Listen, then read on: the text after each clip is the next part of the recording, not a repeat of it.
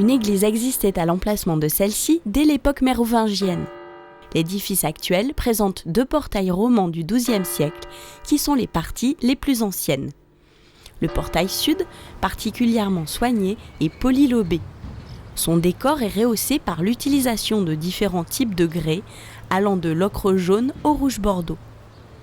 Il est orné de chapiteaux sculptés qui représentent des griffons, des feuillages, un personnage dévoré par des monstres ou encore un homme entouré de végétation. Un porche protège ce portail. Sur la corniche qui le surmonte, des modillons sculptés présentent des figures grimaçantes.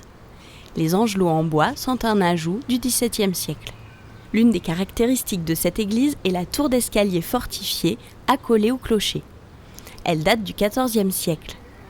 La bretèche à son sommet témoigne du système défensif mis en place pendant la guerre de Cent Ans. Pourtant, elle semble avoir joué un rôle plus symbolique que militaire. Du XIVe au XVe siècle, les co-seigneurs d'Alassac ont fait construire 5 chapelles familiales. Elles sont venues agrandir l'église de façon considérable au nord et au sud.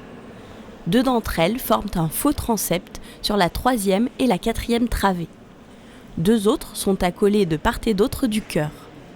Enfin, la 5e chapelle est située dans la 1re travée, à côté du portail sud. Les baies qui éclairent ces chapelles sont représentatifs des styles gothique rayonnant et gothique flamboyant.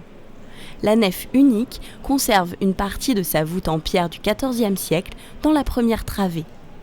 Dans les autres travées, elle a été remplacée par une voûte en bois au XVIIe et XIXe siècle.